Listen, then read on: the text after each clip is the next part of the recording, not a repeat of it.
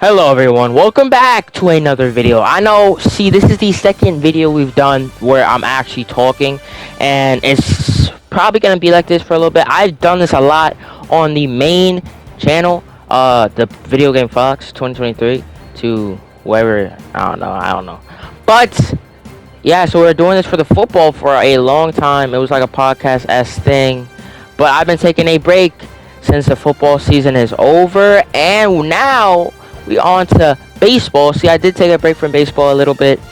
If you guys were wondering why I wasn't posting on this channel for a couple of weeks, but now we are pretty much officially back. I mean, we've been posting consistently, pretty much like, I know yesterday we posted about 12 videos.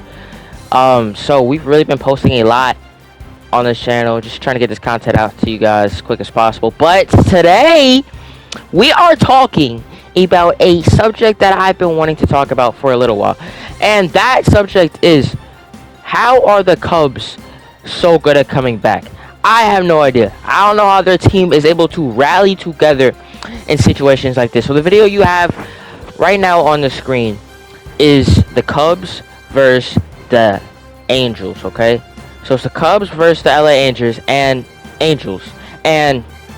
somehow, you know, this game was a high-scoring game. This game was not your usual run-of-the-muck game.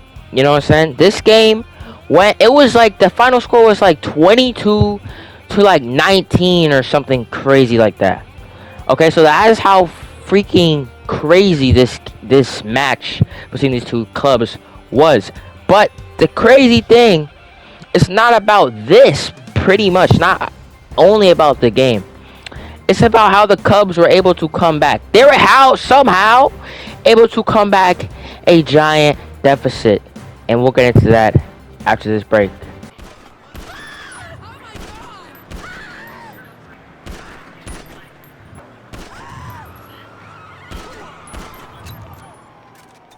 So pretty much at the bottom of the first, we're going to start from the beginning. At the top of the first, the Angels were up. Somehow were able to get about 4 runs in. So the Cubs are faced with this. It's 4-0 right now going into the bottom of the first. And this is the first inning, guys. The first inning. And somehow the Cubs were able to come together and score 4 runs just like that. They're like, if y'all gonna score 4 runs, we're gonna score 4 runs. And we're gonna do it mad quick. So with 0 outs in the bottom of the first, the Cubs are able to come and score 4 runs pretty much back to back. So then in the top of the second, the Angels come and they're in the dugout, bro, and they're like, yo, we can't let this team beat us, pretty much. So then they come and score 10 runs on the Cubs. So that they're at 4 beginning, they scored 6 runs only in the second, top of the second inning. Scored 6 runs on the Cubs, and now it's 10-4 going into the bottom of the second. Now, what do the Cubs do? Basically, the Cubs do nothing because they get completely shut down by this Angels team, and they end the inning with 0 points scored, and they just go out in order, to be honest. So after the Angels are able to successfully shut down the Cubs offense, now it's time for the Cubs defense to shine. And what happens? Nothing good. The Cubs literally get destroyed. So pretty much after the top of the second inning, the score is now gonna be 14-4. And it's looking very, very bleak for this Cubs team. It's kind of like, oh man, this Cubs team is completely destroyed, and there's no way they're gonna be able to come back at all. I mean, the game's pretty much over, as you can see it, and it's really like, can the Cubs come back? But 14-4 is a 10-point deficit, and to be honest, no one believed they would even have a chance. Even though no one believed in the Cubs, they somehow again come back, and this has to be one of the this is the biggest comeback ever this season, of course. But I mean, the fact that Cubs were able to come back in 1 inning, 10 points, they weren't able to successfully. They could have won the game here, bro. If they got one more win, bro, they would have won the entire game. But they couldn't. But still, a 10-point comeback in only one inning is still very, very historical. Because if they weren't able to come back successfully here and the Angels were able to shut them down like they did that second inning, then pretty much, really the Angels would have won. But the Cubs able to come back, tie the game up, and now we have to go into extras, and that is one of the biggest comebacks I've ever seen, and that is a no comparison, bro. That is crazy. So unfortunately, pretty much the Cubs were not able to, stop this Angels offense. They're too powerful, and the Angels end up dropping 22 on the Cubs' head.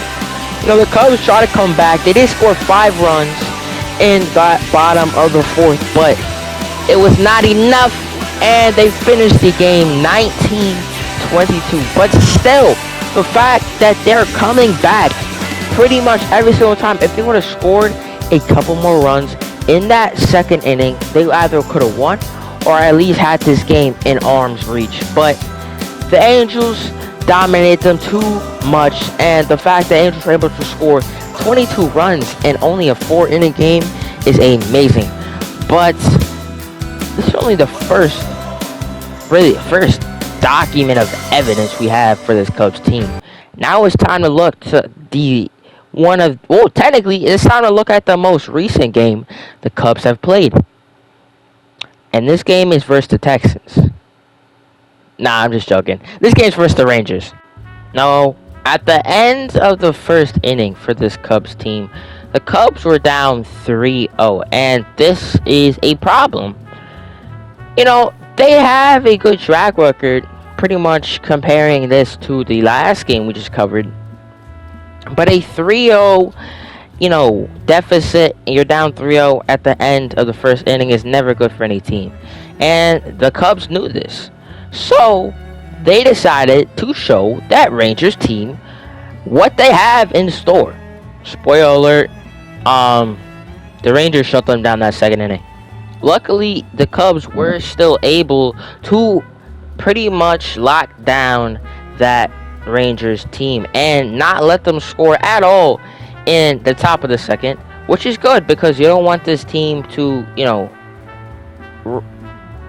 somehow just score even more runs on you, because that's pretty much what happened at the end of the Angels game when they scored about 6 runs on them that pretty much that last inning. So you don't want that. You don't want that for anything. None of your guys really want to play a team that's completely destroying your booty hole, pause, and stuff like that. And then when it looks like the Cubs are good, the Cubs get shut down again in the bottom of the second, like they did in the bottom of the first. And now the second inning is over, and the Cubs are still losing 3-0. Unfortunately, Marcus Semien was able to hit a bomb down to pretty much the left side, and that is out of here. So now the score is looking very bleak for this Chicago Cubs team. See, it's not bad, but 4-0 is kind of 4-0 hurts whether you guys can come back or not. And to be honest, to be at the top of the third inning, the Cubs have one more inning to try to show them what they got. You guys are losing at home 4-0. You guys haven't been able to really have any hits all game. It's not a good feeling. Now the Cubs will be able to get one guy on base due to pretty much a challenge call that is very vital to their success today.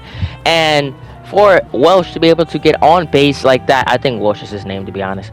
But to be able to get on base, and it's not Welsh, my bad. But to be able to get on base so that oh my gosh, Danny Swanson able to hit a nice dime down to the pretty much infield to get them the Cubs on the they scored. It's 1-4 right now. They got a score on the board. We're good. First 2 home. That's crazy. But you know, at least they scored. And now it's 4-1. It's a 3-point game. It's winnable. It's winnable here. Now with a couple good hits, Patrick Wisdom was able to hit a bomb out out of the building, out of Wrigley Field, and now with two dudes on base, the Cubs walk it off. Oh my gosh! Now they win, and you know they won by one, which is good. You know it's not a big lead, but the fact they were able to rally together, and Patrick Wisdom, after fouling away the ball twice, was able to get that ball over the wall, and the Cubs are somehow good.